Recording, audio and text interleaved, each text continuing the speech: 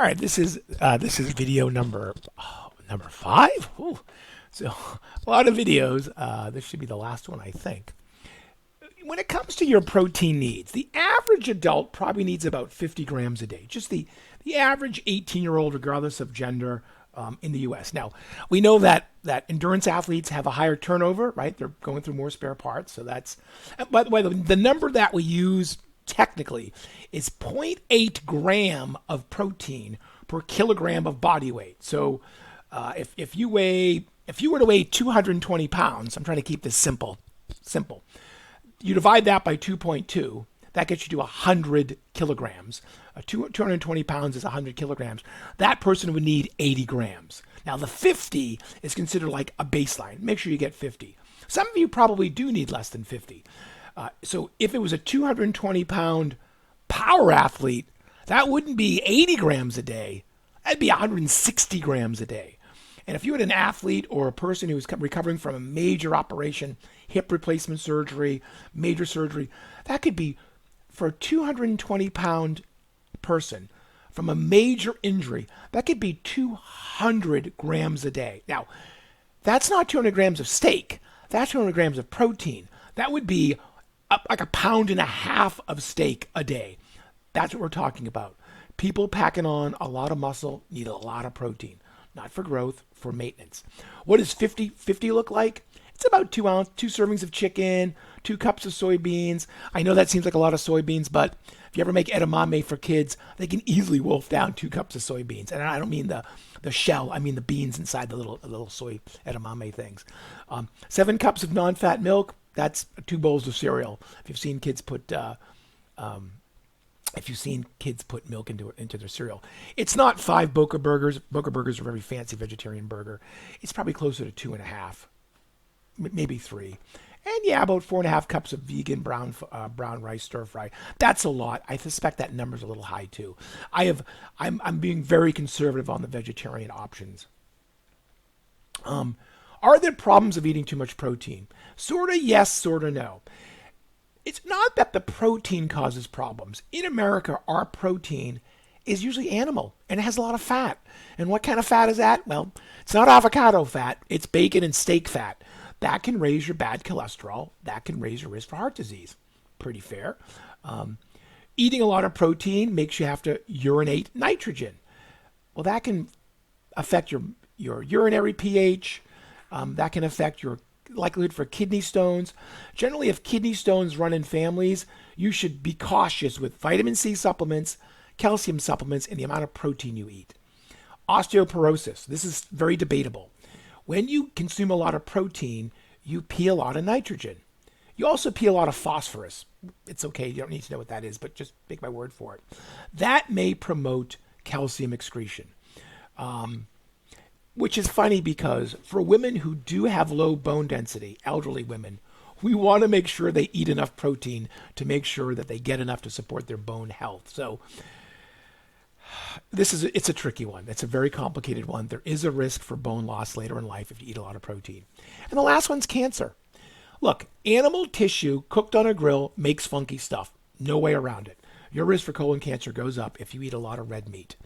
If you're consuming a lot of soy protein, let's say just forget about the animal tissue, steak, pork, beef, bacon.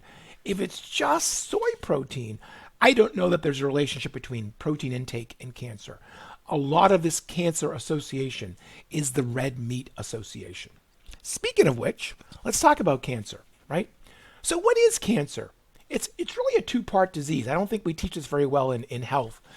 You have to have a risk for a type of cancer, and then something has to trigger the cancer. There will be folks who smoke 2 packs of cigarettes and die at 90 of happiness. Yeah, they had the causer, that's the initiator, but they didn't have the susceptibility. So it's really a 2-part disease. The vast majority of humans have a susceptibility to smoking, so that please don't think that you're the person who doesn't. But it is kind of a 2-part disease, something that causes cancer and you have a risk for it. In most adults, the primary risks of cancer are, believe it or not, being overweight, that increases your risk for cancer, alcohol consumption, GI tract, stomach, esophagus, excess fried fats.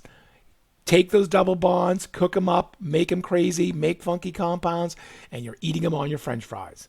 Animal tissue, what I just said. Excess excess oil consumption that's not even fried. So even eating a lot of corn oil or soybean oil appears to also increase your risk. And now they're saying sugar. Sugar seems to be the big evil that just keeps getting more evil. What is exactly cancer, for the record, by the way? It is a bunch of cells in your body, for whatever reason, they start to grow. And the body does have a way to regulate its own cancer cells by killing them off.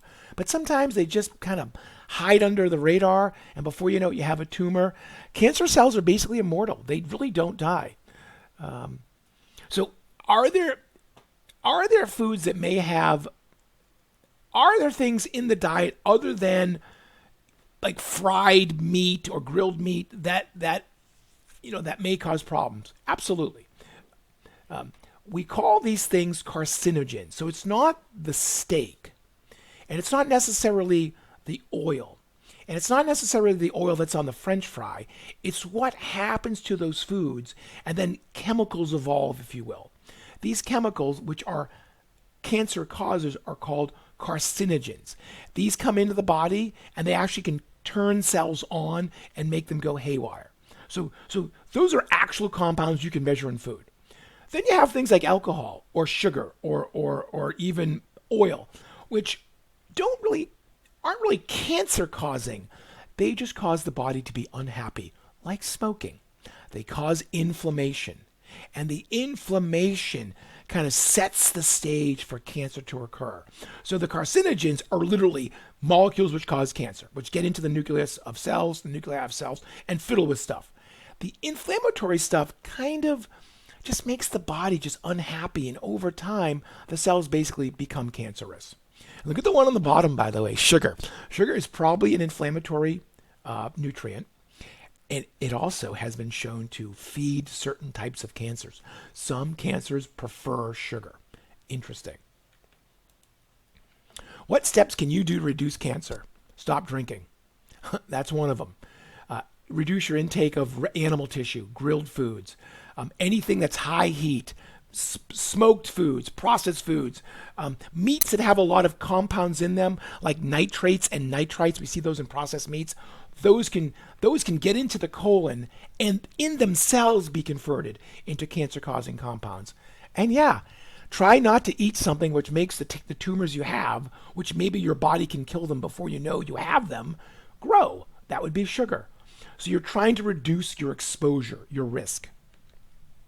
When it comes to grilling, they call it Be Grill Smart, right? This is from the University of Michigan, but the USDA and the American Cancer Society have the same thing. If you marinate the meat before you grill it, most marinades are vinegar-based. Vinegar is acidic. When you marinate meat, the vinegar does a little bit of cooking on the outside of the meat, and you control what you form. So there's kind of different ways to do it. There's like a 30 minutes before you cook of marinade, or overnight. 30 minutes might cut your carcinogen formation on your meat 50%. Overnight marinade, 80%. You're trying to control the chemistry. And that's one of the ways to do it. Control the chemistry.